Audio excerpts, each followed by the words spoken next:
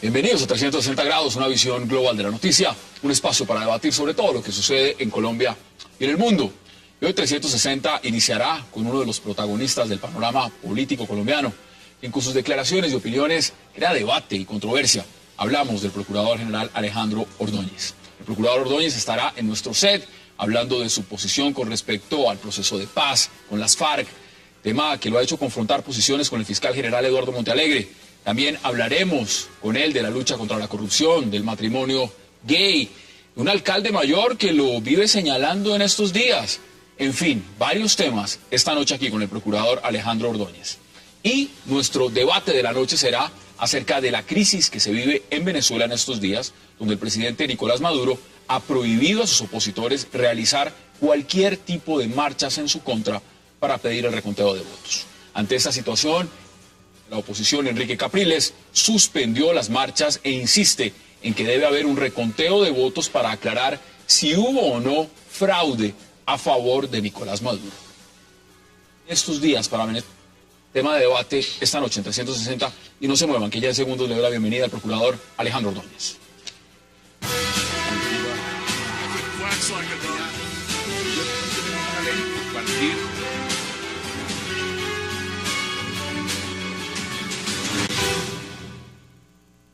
Y qué placer dar la bienvenida esta noche a 360 al Procurador General Alejandro Ordóñez. Señor Procurador, gracias por haber aceptado esta invitación. Muchas gracias por la invitación. Mire, muchos temas, muchas preguntas, pero antes que nada, ¿ya le aclaró el gobierno a usted si los miembros de FARC van a pagar cárcel o no? No, el fiscal hizo algunas explicaciones, pero esa es la preocupación que me asiste como procurador, como representante de la sociedad. Y esa es la circunstancia en la cual voy a insistir y voy a poner en alerta a la sociedad colombiana. ¿Es usted un enemigo de la paz? No, soy amigo de la paz. No hay colombiano que pueda ser enemigo de la paz. No hay colombiano que se le pueda catalogar como enemigo de la paz. Todos los colombianos tenemos la obligación, tenemos el deber de procurar la paz, pero la paz no puede ser a cualquier precio. La paz no puede llegarse con impunidad. Cuando dicen que hay que tragarse esos sapos, que no hay un proceso de paz, digamos, en ningún lugar del mundo se ha dado, si no hay una gran dosis de impunidad, ¿usted qué dice? Mire, en el pensamiento jurídico y en el orden político se ha diseñado la justicia transicional precisamente para eso, para lograr una paz, para transitar de la guerra a la paz. Pero incluso en la justicia transicional se fijan límites de haber justicia, de haber verdad y de haber reparación. Y en los procesos transicionales la justicia no se puede equiparar con la impunidad, porque la impunidad es una paz que no es sostenible, una paz que no es duradera, y podríamos estar abocados a escenarios posteriores de mayor violencia. Y vamos a verlos. Ahora, ¿por qué no aceptarle un debate al fiscal general? Cuando lo invite le dice, venga y hablemos del tema y pongamos las posturas y debatámoslo públicamente. Mire, yo tengo unas funciones constitucionales. Todo funcionario tiene unas funciones constitucionales y se cumplen esas funciones constitucionales, en el caso mío, rindiendo el concepto ante la Corte Constitucional, y allí es donde se da el debate jurídico, allí es donde se presentan los argumentos jurídicos para que sea la Corte la que defina esa controversia. El ordenamiento jurídico así lo ha señalado. Afrontar unos debates por fuera, unos debates jurídicos, por fuera de esos escenarios, es convertir lo jurídico en político, y eso yo no lo voy a hacer. Cuando se ve lo que está ocurriendo en el marco general de un proceso de paz como este. Y evidentemente el fiscal tiene sus posturas. Posturas donde dice además, y quiero citarlas, no todo puede ser cárcel para los guerrilleros, ya que existen otros medios como la reparación. Uno piensa inmediatamente también, ¿se están dando estos privilegios con militares, con otros sectores, o sencillamente eso es un tema con las FARC? Mire, debe haber justicia, debe haber verdad, debe haber reparación. En todo proceso de justicia transicional debe haber el elemento de la justicia, de la sanción, de investigarse, sancionarse y condenarse a los delincuentes. Nadie está hablando de que se aplique el Código Penal. Se está admitiendo, y la sociedad lo admite, que sea mediante el esquema de la justicia transicional. Pero es indudable que no podemos nosotros pretender que no se pague un solo día de prisión frente a delitos de lesa humanidad. Y cuando dice el fiscal... Frente a crímenes de guerra y frente a genocidios. Y no es cierto. Yo no quiero personalizar el debate. Tengo magníficas relaciones con el señor fiscal. Es un aventajado jurista. De los últimos fiscales es el que mejor conoce el sistema acusatorio. De eso no hay dudas. Pero no es cierto que en Colombia, que los señores de la FARC no hayan incurrido en delitos de lesa humanidad. Es lo que dices, que no hay condenas. Tampoco es cierto que no haya condenas. Hay condenas. ¿Por qué razón? Porque en nuestro estatuto penal no existe el tipo penal del delito de lesa humanidad, ¿no? Pero es indudable que sí existen las condenas relativas a los, como dice el artículo 7º del Estatuto de Roma, condenados por asesinatos, por desapariciones forzadas, por desplazamientos forzados, por violencia sexual, por secuestros, por torturas. Porque los delitos de lesa humanidad son aquellos que se cometen contra la sociedad civil de manera sistemática o generalizada. Entonces, no hay un delito en nuestro estatuto penal que se llame de lesa humanidad. Entonces se equivocaba el fiscal. Hay unas conductas que se adecúan a esa definición que hizo el Estatuto de Roma. Entonces, toda conducta, todo acto, todo ataque mejor, generalizado o sistemático contra la población civil es un delito de lesa humanidad. Entonces, todo asesinato, todo secuestro, toda violación sexual, todo desplazamiento forzado, toda desaparición forzada, que se haga como un ataque generalizado o sistemático contra la población civil, se considera delito de lesa humanidad. En el marco entonces legal para la paz, lo que se está mirando como esa figura, ¿usted cómo lo percibe?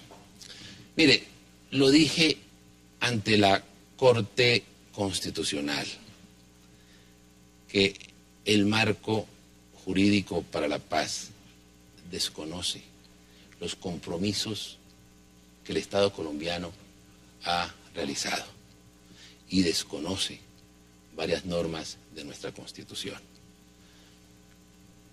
Para que entienda el público, para no convertir esto en un tema jurídico, en un tema exclusivamente jurídico, los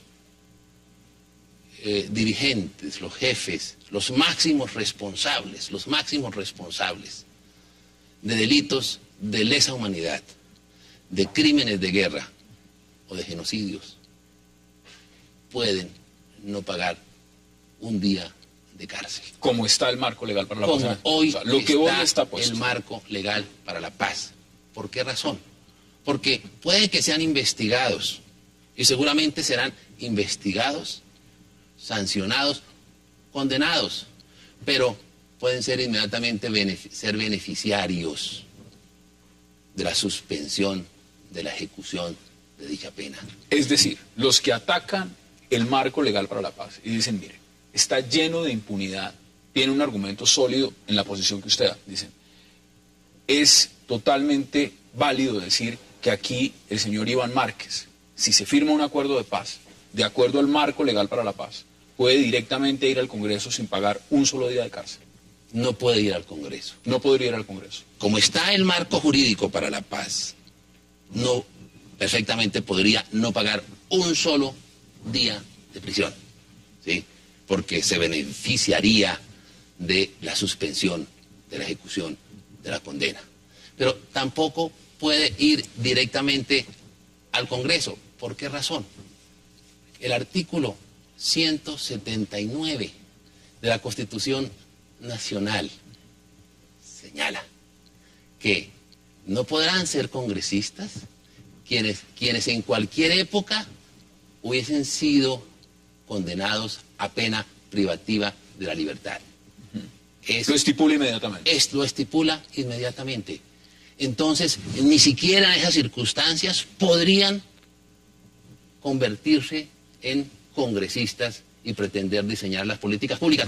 Para hacerlo se tendría que modificar la Constitución Nacional. Y se está apuntando a eso porque en este momento uno de los puntos de la agenda es participación en política. El gran debate que viene ahora en La Habana es justamente eso, es participación en política y abrir el debate para lo que también ha dicho el fiscal y otros generadores de opinión políticos en Colombia y dicen, las FARC tienen que ir al Congreso. Yo prefiero verlos en el Congreso, dicen muchos, a verlos dando bala en el mundo. Bueno, para hacer eso tienen que modificar la Constitución.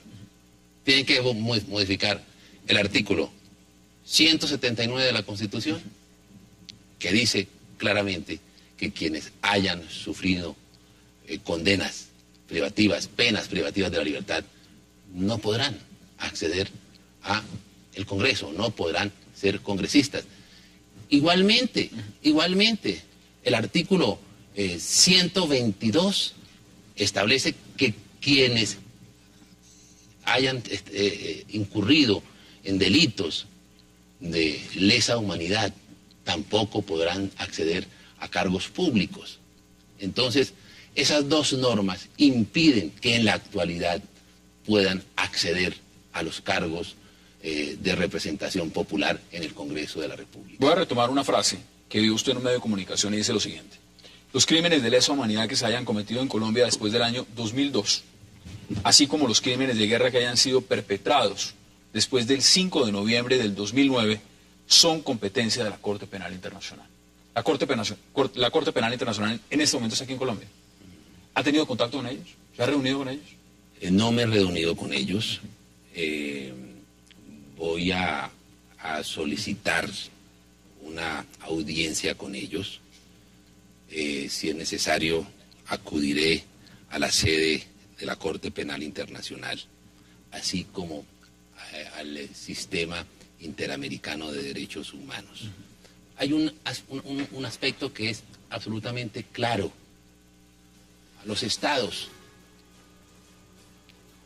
les obliga, los estados que firmaron el Estatuto de Roma, como Colombia, les obliga, eso está en el preámbulo, a perseguir en su jurisdicción, en su territorio, los delitos, los crímenes internacionales, que son estos los crímenes internacionales. Por eso se lo pregunto, porque el propio fiscal dice que aquí no hay condenas. Entonces, no hay condenas. Al Estado le compete eso, es una obligación.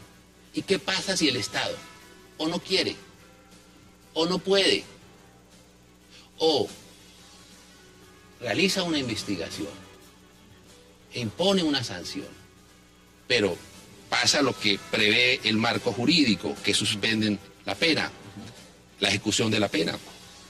Son circunstancias donde precisamente la misma normatividad del artículo 17 del Estatuto establece que podría asumir la competencia, desplazar el Estado, al Estado, en este caso, al Estado colombiano. Vamos a andar en el tema. Mire, tengo que hacer una pausa, hagamos la primera pausa y ya regresamos con el señor Procurador General Alejandro Ordóñez. Ya volvemos, el presidente.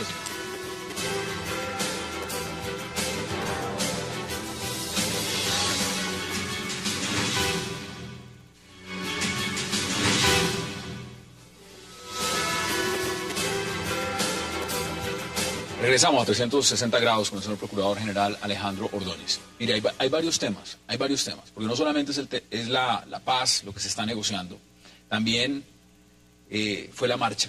Cuénteme cómo vio la marcha. Mire, la marcha, a mí me pareció que independientemente del volumen, si fue muy concurrida o menos concurrida en comparación con otras marchas, allí los colombianos, muchos colombianos salieron porque quieren la paz, y porque desean la paz, y porque están hastiados de la violencia, y porque quieren protestar, dijéramos, positivamente. Y en ello, en ese propósito, pues estamos todos los colombianos. Pero una cosa es la paz y otra cosa es el proceso de paz. El proceso se legitima o se deslegitima en la medida que se respete unos mínimos, que se respeten unos derechos y que se respete, si se quiere, la verdad, la justicia y la reparación. Mire, yo tal vez me parece muy oportuno traer a colación entre mis archivos, encontré una declaración de la comisionada, del Alto Comisionado de Naciones Unidas para los Derechos Humanos, la oficina en Colombia, cuando se aprobó la ley 975 del 2005, que fue el proceso de los paramilitares, la ley de justicia y paz. Dijo en su momento el Alto Comisionado: las normas dictadas en procura de que se reincorporen a la vida civil los miembros de grupos paramilitares o de grupos guerrilleros deberán establecer un tiempo efectivo de privación de la libertad que resulte proporcionado a la gravedad de los delitos cometidos. Proporcionado. Y al lugar jerárquico que su perpetrador ocupaba dentro de la respectiva organización. Y el 6 de noviembre del 2009... señala algo que es mucho más revelador o que sirve de argumento en esta discusión. Cuestionamos que una condena de 8 años, porque la pena alternativa, si hay una pena que, de acuerdo al derecho penal ordinario, al código, al código penal, 60 años, la pena alternativa pues es mucho menos. En el caso de los paramilitares fueron 8 años, ¿sí? Dice la comisionada. Cuestionamos que una condena de 8 años sea idónea cuando se trata de crímenes de guerra y de lesa humanidad. No puede ser de ese tamaño. Siendo que el Estatuto de Roma de la Corte Penal establece una pena mínima de 30 años para este tipo de delitos. No estamos hablando de 30 años. Se debe hablar, para que haya justicia, de unas penas alternativas, pero claro, pero que sean razonables. Y no imponer penas o hacer la caricatura que se pretende hacer. El señor Iván Márquez ha salido diciendo que ellos no van a pagar un día de cárcel. Por eso se lo pregunto, lo ha dicho públicamente: nosotros no vamos a pagar un día de cárcel. Lo mismo decía Mancuso. Yo oí a Mancuso decir que no pagarían un solo día de cárcel. Bueno, ya está extraditado en Estados Unidos. Mire, otro punto: narcotráfico. ¿Tendrá conexidad con delito político? Artículo 35 de la Constitución. Ahora, eso es lo que muchos, lo que algunos pretenderían, convertir en conexos toda esta clase de delitos. ¿Será conexo la desaparición forzada? ¿Será conexo la toma de rehenes? ¿El ataque contra la población civil? ¿La muerte en combate después de haber depuesto las armas? ¿Las mutilaciones? ¿Será combate el reclutamiento? ¿Será conexo el reclutamiento de menores de 15 años, de 18 años? ¿Será conexo el uso de minas antipersonales? ¿El homicidio en persona protegida? ¿Los ataques indiscriminados contra la población? ¿La tortura? ¿El asesinato? ¿El desplazamiento forzado? ¿El secuestro? ¿Será? ¿Quieren apuntarle a eso? Quieren apuntar. Y la sociedad no va a admitir eso. Yo lo hago y lo digo, en mi condición de procurador, en ejercicio de mis roles constitucionales. Yo debo advertir a la sociedad, porque soy el representante de la sociedad. Algunos desafortunadamente pretenden decir, para deslegitimar lo que el procurador está diciendo en estos momentos, que es que el procurador es enemigo de la paz. Guerrerista, dicen a cualquiera que se está oponiendo, digamos también. Cualquiera que se está oponiendo. No, es un tema exclusivamente jurídico y que fundado no solamente en nuestra Constitución, sino en los tratados internacionales. Colombia, por razones políticas, no puede incumplir los compromisos internacionales. Mire, vamos a otro tema, porque aquí también el alcalde Gustavo Petro ha dicho que usted ha abandonado la lucha contra la corrupción. Es decir, que ya ese tema se ha dejado de lado y que la Procuraduría se ha encargado, por ejemplo, de tumbarle sus alfiles. Hablemos de Guillermo Asprilla. ¿Qué dice usted al respecto de esas declaraciones? Mire, yo no voy a entrar en detalle por razones obvias, simplemente no respondiéndole al señor alcalde, que puede tener infinidad de razones para aseverarlo, puede tener esa percepción. Pero lo que yo sí puedo comentarle a la opinión pública, que en esa materia las investigaciones que se han producido muchos frutos en esa materia del cartel de la contratación en Bogotá, 2 congresistas destituidos. Ahorita hay más concejales que están metidos. Un alcalde que fue igualmente separado del cargo, un contralor, 8 funcionarios del IDU, incluido su directora, y varias investigaciones en curso contra concejales de Bogotá. ¿Eso se seguirá ampliando? Entonces, desde luego, el balance que en la lucha contra la corrupción, no solamente en Bogotá, sino en las diferentes entidades territoriales, ha sido muy fructífera y ha logrado dar golpes sustanciales en defensa del patrimonio público. ¿Qué ha pensado de aspiraciones políticas? Muchos lo ven y dicen, ese procurador es presidenciable. Y a mí me gustaría verlo no solamente en la Procuraduría. Por supuesto tiene grandes críticos, por sus posturas, por sus creencias, por la manera como ejerce su cargo. Pero hay otros que dicen, ahí hay una figura presidencial. ¿Ha pensado en esa posibilidad? No, mire, yo por ahora soy procurador. Acaba de ser reelecto. Ahí tiene buen rato. Quiero ser un buen procurador. Quiero que la sociedad me recuerde por haber cumplido el deber, por haber luchado contra la corrupción, por haber defendido los derechos fundamentales, por haber defendido el ordenamiento jurídico, por haber realizado con competencia en la función preventiva, por haber defendido las garantías procesales. Yo quiero ser un buen procurador y quiero seguir siendo un buen procurador. Cuando dicen que usted, los conservadores y los cristianos han hecho un bloque de fuerza de contención contra el matrimonio homosexual, ¿usted qué responde? Eso no es cierto. Lo que pasa, ustedes, el país conoce de sobra cuál es la posición jurídica del procurador sobre estos temas. Lo que la Procuraduría ha sostenido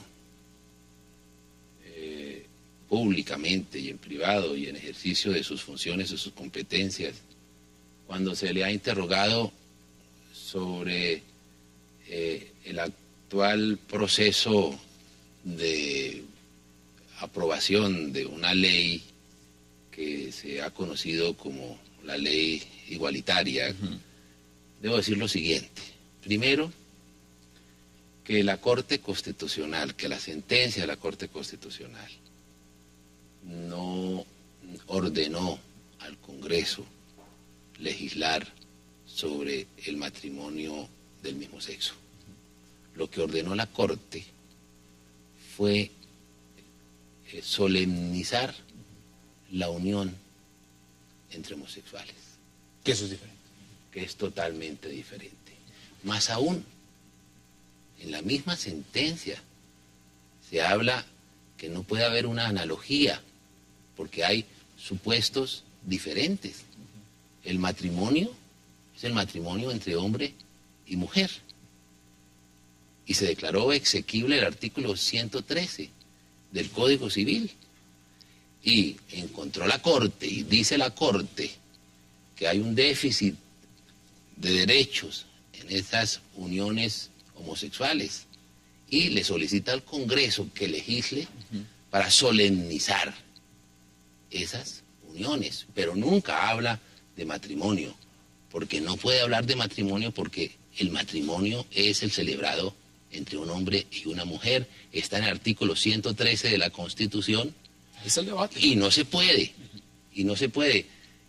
poner a decirle a una sentencia lo que ella no dice. La Corte Constitucional no ha ordenado que se legisle sobre el matrimonio de las parejas del mismo sexo. Lo que ha ordenado es que se legisle, que se cree una institución para solemnizar esa unión. Y en ese sentido, los notarios pues tampoco podrían celebrar esa clase de matrimonios. Lo que podrían hacer los notarios, en el caso de que no se apruebe la ley, es precisamente darle solemnidad a ese contrato, esa unión entre parejas del mismo sexo. Eso es lo que dice la sentencia de la Corte Constitucional en este momento. Para que concluyamos, ¿habló usted con el expresidente Álvaro Uribe? He hablado, sí, no mucho. Desde que soy procurador habrá hablado en dos oportunidades. ¿Cómo le pareció las coordenadas? La publicación de esas coordenadas en Twitter. ¿Le parece que eso fue, digamos, en gran debate? Uno ve hoy en día lo que ha significado en el Ministerio de Defensa, lo que ha significado también dentro del debate público. ¿Cómo lo ve usted como procurador? Mire, hay varias cosas. No puedo hacer un juicio porque son circunstancias, son episodios que al parecer están siendo objeto de investigación por parte de las autoridades disciplinarias del Ejército colombiano, frente al cual yo tengo un poder preferente en esa materia disciplinaria. Entonces cualquier juicio de valor que haga yo, pues eventualmente podría afectar la transparencia en el ejercicio de mis competencias constitucionales. En este momento, viendo aquí titulares de prensa, es información también reciente, la ex senadora Piedad Córdoba demandaría al Estado por el tema de las chuzadas por 6.300 millones de pesos. ¿Cómo ve usted ese tema y todo lo que ha representado Piedad Córdoba también? Porque la Procuraduría la destituyó. Y en el marco de lo que puede significar que vuelva a política, ¿eso es viable? Que termine dentro de toda esta configuración, por alguna razón, volviendo al Congreso, ¿eso es posible? Hoy no podría, porque la Procuraduría impuso una sanción disciplinaria en ejercicio de sus competencias constitucionales y de sus competencias legales. Inmodificable, entonces. De acuerdo al actual ordenamiento legal y ordenamiento constitucional y a la firmeza de las decisiones administrativas. Desde luego, las decisiones del procurador no son decisiones judiciales, son decisiones administrativas y contra ellas proceden las acciones contenciosas administrativas.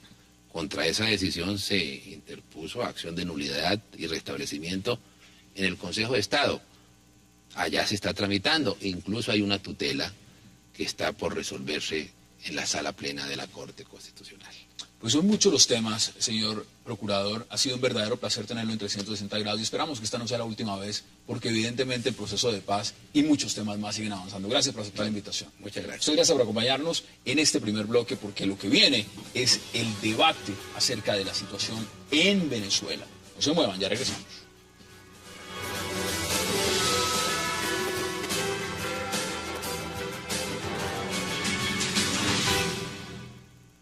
Orquestado que habíamos denunciado. Esta es crónica de un golpe anunciado. Yo puedo decir hoy, hemos derrotado el golpe de Estado, pero ellos van a continuar intentando desestabilizar. Hoy declaro derrotado el golpe de Estado con el pueblo y la Fuerza Armada. Ahora están planteándose para mañana una marcha al centro de Caracas. No se va a permitir la marcha al centro de Caracas. Ustedes no van a ir al centro de Caracas a llegar de muerte y de sangre. No la voy a permitir. Voy a poner frente al fascismo y la intolerancia. Así lo declaro. Si me quieren derrocar, vengan por mí. Aquí estoy, con un pueblo y una fuerza armada. Aquí estoy. Listo. Hagan lo que quieran hacer. Burgués. Burguesito. Burguesito. Esas son las declaraciones del presidente de Venezuela, Nicolás Maduro. Qué placer hablar de este tema. Darle la bienvenida a Ricardo García, a Ángela Verge y también, por supuesto, a Javier Loaiza. Gracias. Ángela, esas son las declaraciones. Habla de golpe de Estado. Dice, no vamos a permitir el golpe de Estado. Aquí no hay manifestaciones mañana. Aquí haces lo que yo diga. Sí, ¿Cómo ve el panorama en Venezuela? Está sacando toda la artillería pesada, yo creo. Está tan sumamente acorralado que creo que ya está sacando absolutamente todo, porque Maduro tiene que ser consciente. O sea, una cosa es que uno crea mucho en su ideología política y otra cosa es que vea la realidad. Y tiene que ser consciente de que el pueblo venezolano le ha dicho una cosa bastante diferente. No me voy a meter, sinceramente, si hay fraude o no hay fraude. No, es que no lo sabemos si no se permite Quiero el decir, conteo. hasta que no hay documentos y no hay... Soy periodista, entonces si yo veo mis documentos, mis vídeos y todas esas cosas, entonces hablaré. Pero sí es verdad que está sacando toda la artillería. Ya Capriles ha dicho que mañana no va a haber. Creo que está siendo muy cauteloso porque las cosas se están poniendo muy Es que calientes. ya le están diciendo que es responsable Capriles de un muerto. Correcto, Y lo son demás. muy calientes, son 7 muertos ya, 60 heridos, 135 personas detenidas. Creo que el ambiente está, o sea, hay un antes y un después. Quitándole esas elecciones son esos 7 muertos y eso hay que tenerlo muy claro. Javier, Buenas aquí noches. evidentemente la pregunta, pues yo no sé si usted va a hacer también como lo dice Ángela, y yo no voy a decir si hay fraude, y también pues evidentemente no hay reconteo. ¿Pero a usted le parece que eso está muy raro lo que pasó en Venezuela? No, eso no es raro. Estaba cantado que bajo ninguna circunstancia estaban preparados ni interesados en entregar el poder de ninguna manera. Entonces hicieron todo lo que hicieron. Y fraude, claro que hubo fraude. Yo tengo una lista que por supuesto no la voy a leer, pero tengo más de 20 incidencias y hechos que constituyen una flagrante violación de un principio fundamental de la democracia, que es que haya elecciones libres. Capriles tiene 3.000. Una regla... sí. Que lo lleve No, donde tenga que llevarlo, pero digo 20, para mí uno de estos 20 que tengo aquí es los 3.000, los 3.000 casos. Pero es que el hecho de no permitir... observadores internacionales, el hecho de autorizar y dejar que haya unos motorizados intimidando a la gente con armas, el hecho que el Tribunal Supremo Electoral, la señora Tibisay, autorice al vicepresidente que no era el vicepresidente del periodo anterior, a que siga ejerciendo como gobernante y utilice todos los recursos del Estado y que no tenga, como decía la Constitución, y que no tuviera que renunciar para hacer ¿Puede haber campaña. garantías? O sea, hay circunstancias, pero por montones, Empecemos por que algo. hacen que no hubo unas elecciones ni serias, ni claras, ni transparentes. Un principio esencial y fundamental de la democracia es que haya reglas ciertas para resultados inciertos. ya le Aquí voy lo que a ha habido dar es la una palabra, manipulación persistente y total para producir un resultado que es el resultado que se dio. Veamos las declaraciones que justamente ha dado Enrique Capriles.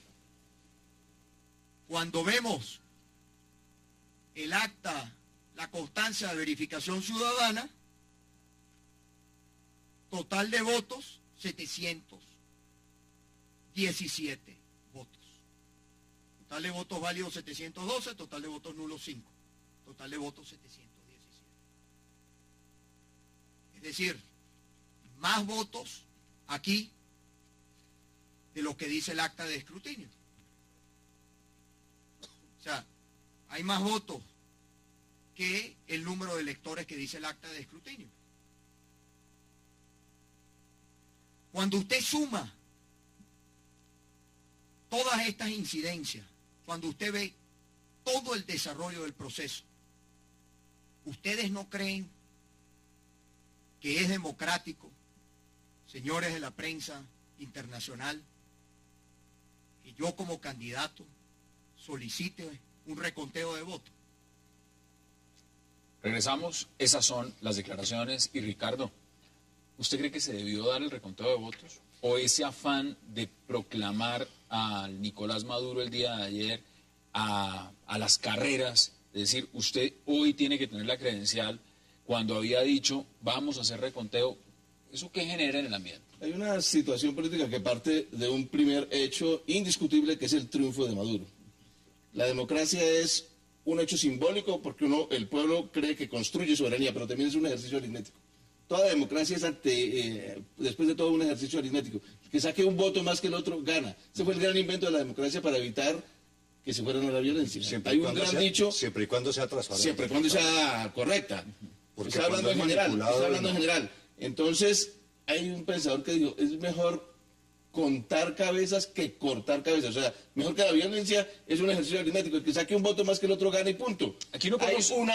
Hay un triunfo de Maduro por 265.000 votos. Eso es un triunfo. Ahora bien, en el supuesto de que haya todo correcto, la contabilización de esos votos. Mientras tanto, hay un triunfo de Maduro. Pero bien, enseguida, ¿qué es lo que hay? Una formalidad jurídica del Consejo Nacional Electoral que dice, puesto que ganó, ya se cumplieron los requisitos, entonces proclamemos el presidente. ¿Cuándo hay de por medio una petición de reconteo? Pero si, entonces, ahí viene el error político. Pero si el Consejo Nacional Electoral, si son 5 miembros, ¿cuántos son chavistas? Correcto, pero bueno, dice que hay unas formalidades que es la contabilización automática y luego la auditoría por el 54%. Se cumplen los requisitos, se proclama.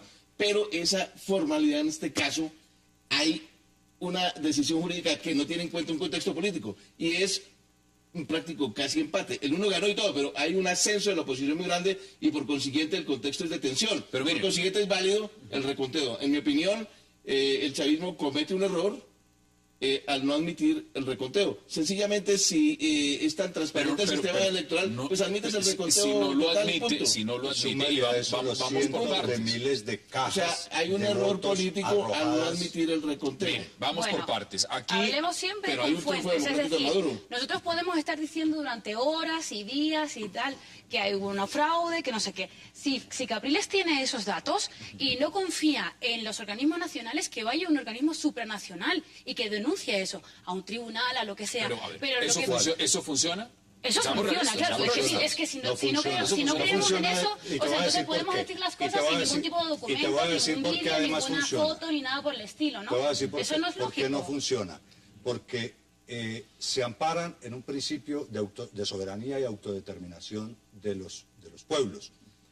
Y aquí juega una doble moral, en particular de los países latinoamericanos, donde ustedes resuelvan su problema allá y el que una autoridad cualquiera, así sea cargada como el Tribunal Electoral, el Consejo Electoral, decida y diga lo que sea y pisotee las normas, entonces dicen, no, eso son normas internas y ese es un problema de los venezolanos. A nosotros, mientras nos sigan dando petróleo, no hay ningún problema y lo vamos a reconocer. Aquí salieron ya varios países. Tengo que ir a la pausa.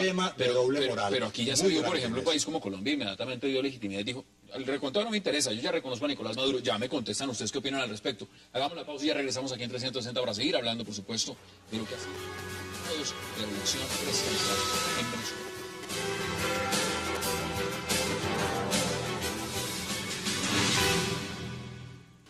No han lanzado la línea todavía de reconocer que la derecha me reconozca. El día que la lancen se van a dar cuenta. Van a salir todos estos voceros, reconocemos a Maduro, ganó las elecciones. No saben qué hacer ahora, están entrampados en su violencia. Yo solo les digo, aquí hay un solo gobierno nacional, legítimo, constitucional. Gobernador que no me reconozco, no lo reconozco. Listo. Y llamo al pueblo. Los recursos de los estados se los daré al pueblo directamente en proyectos. No reconozco gobernador golpista que no reconozca la Constitución. Así de sencillo. A ver, vamos por partes. El señor está diciendo que no reconoce gobernador que no lo reconozca. 20 gobernadores son chavistas. Es decir, 20 lo van a reconocer. Se refiere claramente a Enrique Capriles y lo llama de una vez golpista.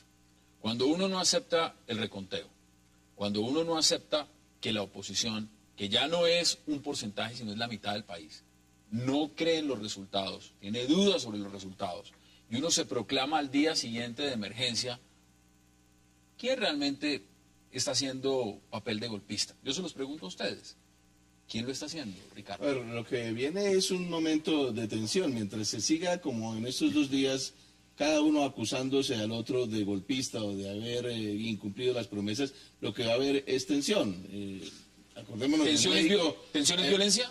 No, es muy distinto el escenario que puede pasar con López Obrador. El caso de López Obrador en México fue manifestaciones permanentes y desconocimiento de Calderón, que quedó de presidente. Yo lo que preveo inmediatamente es más o menos parecido a eso, manifestaciones, desconocimiento, y después obviamente tenderá a como Pero mire, siempre, en a México, Las toleraron, aquí no las van Pero a es que en tolerar. México no hay milicias armadas. En México no estamos hablando de una organización donde Pero la las cúpula milicias militar... armadas no son de la oposición, Bueno, precisamente. son del Entonces, gobierno, entonces, son del chavismo. entonces, aquí puede haber violencia. Aquí lo Sí, que hay, sí, sí, ya la ha claro, habido, ¿no? de hecho Sí, la hay. bueno, pero De hecho, estamos hablando de una hecho, la violencia a otra mayoría de escala. las elecciones los motorizados andaban con tapados la cara con rojo, disparando y amedrentando a los electores. Ahora, todo esto es un fenómeno de destrucción de la política misma, que es entender el Estado como un botín, y hay que ir por él, y hay que aplastar al adversario, llámese como se llame. Javier, ¿cómo Bajo se explica, a como dé lugar. se explica Entonces, que eso, por fuera haya el reconocimiento internacional cuando hay países que están diciendo un pero momento, ¿quiénes? Claro. tiene que haber reconteo, En y otros están principio, dándole reconocimiento Y los inmediato? primeros que corren son los amigos del régimen chavista, los que se han beneficiado de los regalos de petróleo de Chávez. Bolivia, Ecuador, Argentina, Pero Colombia saltó ahí de Nicaragua. inmediato Bueno, también. Colombia es Pero- otro paseo. Colombia tenemos un gobierno sin carácter y sin personalidad y sin criterio de ninguna naturaleza. ¿Usted cree que el Que gobierno- Colombia contribuye a un elemento gravísimo en América Latina, es que vale más un petrodólar que un voto. Yo no sé, no comparto seguramente ni los que ya han dicho que Maduro es el presidente, ni tampoco Estados Unidos, que no lo ha reconocido.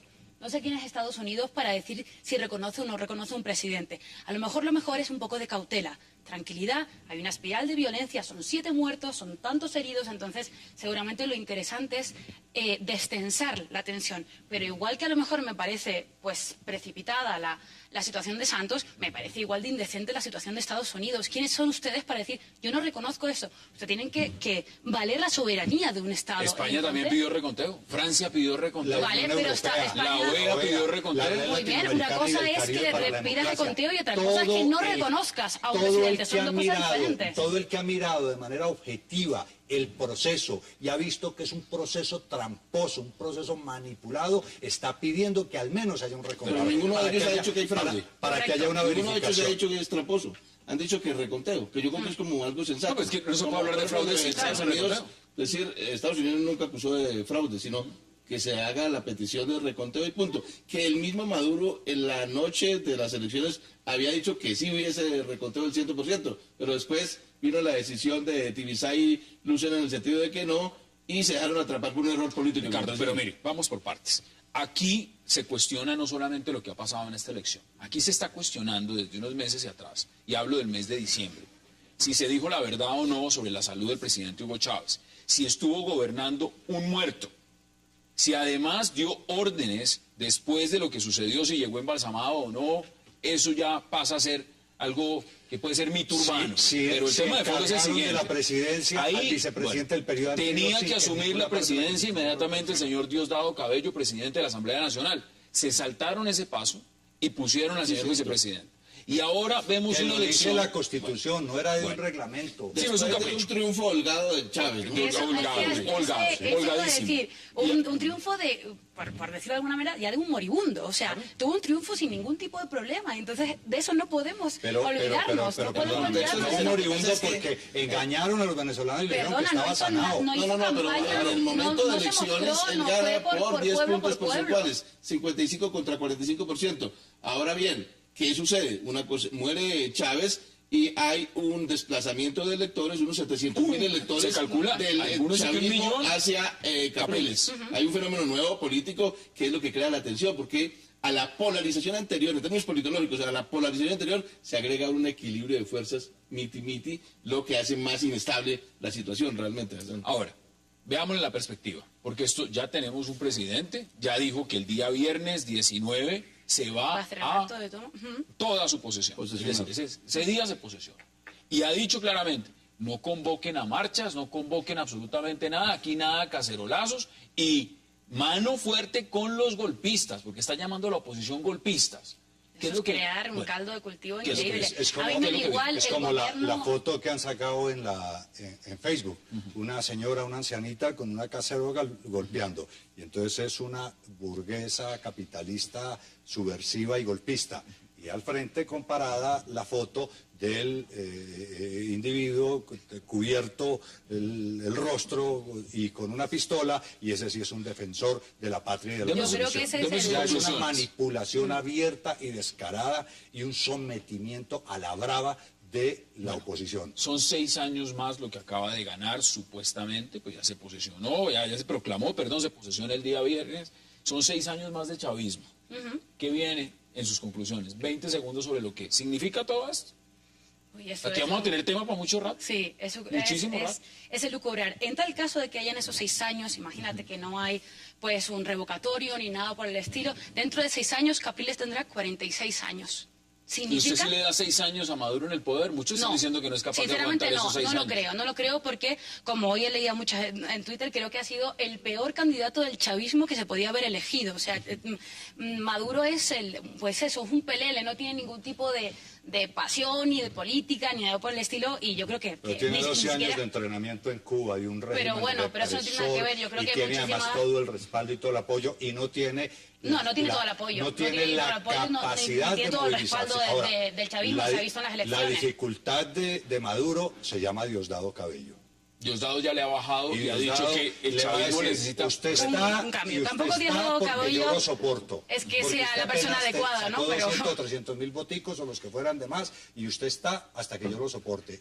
Y se porta bien o mal. Cierre usted este debate, sus conclusiones en 20 segundos. El chavismo ha venido perdiendo desde el 2006. En el 2006 sacó el 62% de la votación, en el 2012 sacó el 55%, y ahora, obviamente, se acaba el factor Chávez, por muerte, por cuestiones naturales, pues por cuestiones extraordinarias, y ya un sucesor le queda más difícil, y hay un desplazamiento mayor del chavismo. Diosdado ha dicho la autocrítica. Pero me imagino que ahora habrá una tensión.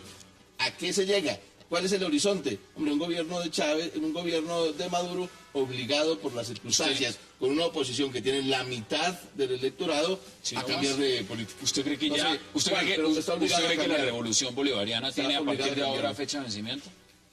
No, tiene los 6 años. Yo no sé si terminará o no, pero de todas maneras hay que prever un horizonte de 6 años de una presidencia. Yo había pronosticado aquí que él ganaba por muy poquitico en este mismo programa, por muy poquitico, y que arrancaba con encuestas muy favorables y que después se achicaba, y que después tenía la posibilidad de perder dentro de 6 años. En 10 segundos, ¿ustedes creen que con esto que pasó en Venezuela igual ganó Capriles? ¿Salió No, Capriles? yo sinceramente creo que ganó Chávez. Ganó Sinceramente Chávez. creo que ganó ¿Usted cree que ganó Chávez. Capriles? Creo que ganó Capriles, estoy convencido que ganó Capriles y que hubo una manipulación del resultado electoral. Javier Loaiza, gracias por aceptar la invitación. Ricardo García también, por supuesto. Y Ángela Vergé, gracias por aceptar la invitación. A ustedes, gracias por acompañarnos. Nos vemos mañana de nuevo aquí, misma hora, 8 p.m., 360, para seguir debatiendo toda la agenda política de Colombia y del mundo. Es una próxima oportunidad.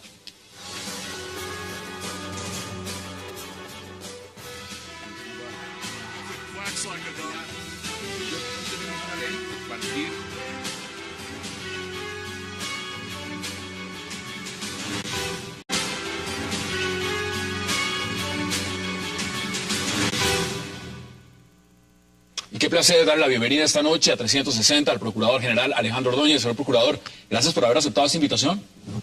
Muchas gracias por la invitación. Mire, muchos temas, muchas preguntas. Pero antes que nada, ¿ya le aclaró el gobierno a usted si los miembros de FARC van a pagar cárcel o no? No, el fiscal hizo algunas explicaciones, pero esa es la preocupación que me asiste como procurador, como representante de la sociedad.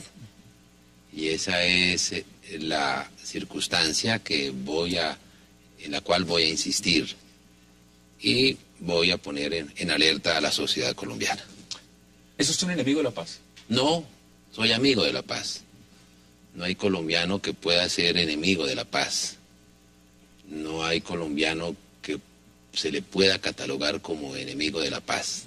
Todos los colombianos tenemos la obligación, tenemos el deber de procurar la paz. Pero la paz no puede ser a cualquier precio. La paz no puede llegarse con impunidad. Cuando dicen que hay que tragarse esos sapos, que no hay un proceso de paz, digamos, en ningún lugar del mundo se ha dado si no hay una gran dosis de impunidad, ¿usted qué dice? Mire, en el pensamiento jurídico y en el orden político se ha diseñado la justicia transicional precisamente para ello. aventajado jurista. De los últimos fiscales es el que mejor conoce el sistema acusatorio, de eso no hay dudas. Pero no es cierto que en Colombia, que los señores de la FARC no hayan incurrido en delitos de lesa humanidad. Es lo que dices, que no hay condenas. Tampoco es cierto que no haya condenas. Hay condenas. ¿Por qué razón? Porque en nuestro estatuto penal no existe el tipo penal del delito de lesa humanidad, ¿no? Pero es indudable que sí existen las condenas relativas a los, como dice el artículo 7º del Estatuto de Roma, condenados por asesinatos, por desapariciones forzadas, por desplazamientos forzados, por violencia sexual, por secuestros, por torturas. Porque los delitos de lesa humanidad son aquellos que se cometen contra la sociedad civil de manera sistemática o generalizada. Entonces, no hay un delito en nuestro estatuto penal que se llame de lesa humanidad. Entonces se equivocaba el fiscal. Hay unas conductas que se adecúan a esa definición que hizo el Estatuto de Roma.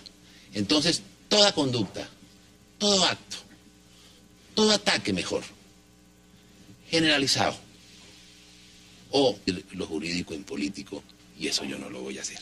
Cuando se ve lo que está ocurriendo en el marco general de un proceso de paz como este, y evidentemente el fiscal tiene sus posturas donde dice además, y quiero citarlas, no todo puede ser cárcel para los guerrilleros, ya que existen otros medios como la reparación.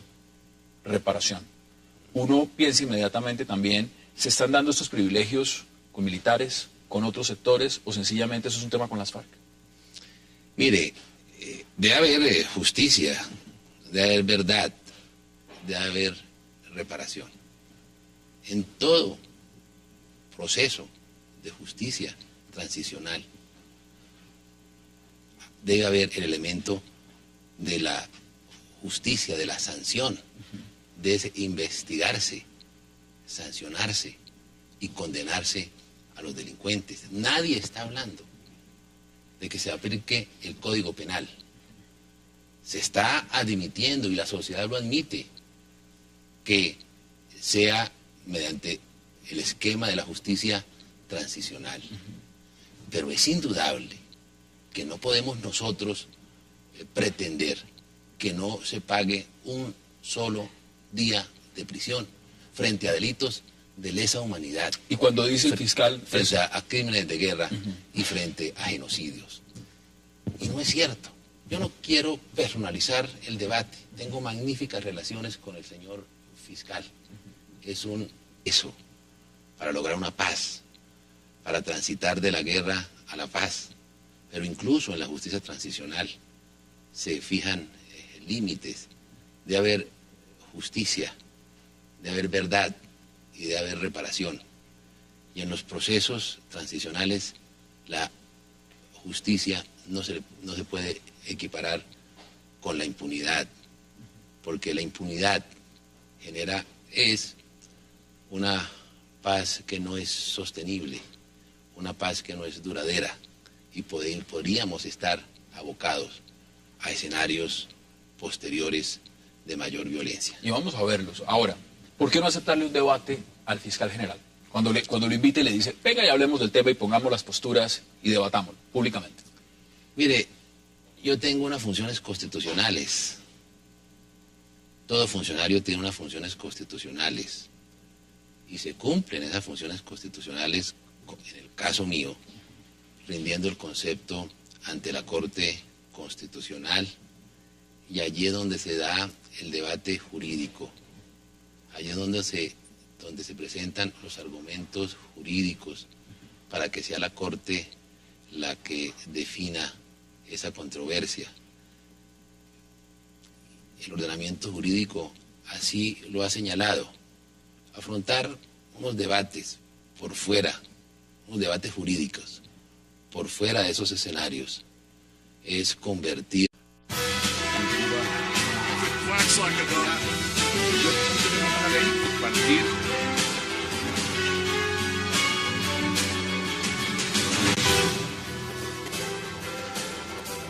Bienvenidos a 360 grados, una visión global de la noticia, un espacio para debatir sobre todo lo que sucede en Colombia y en el mundo.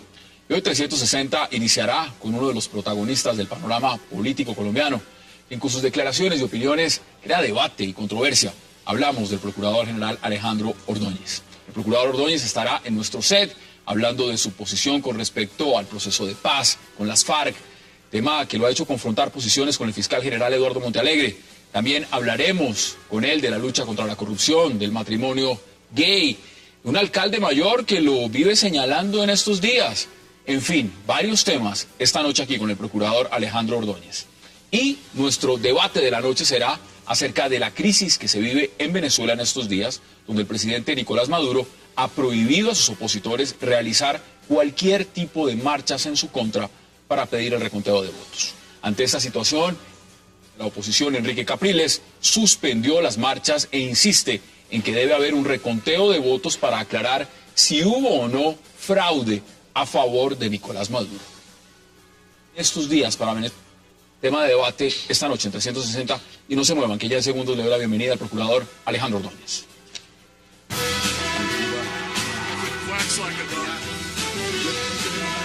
Partir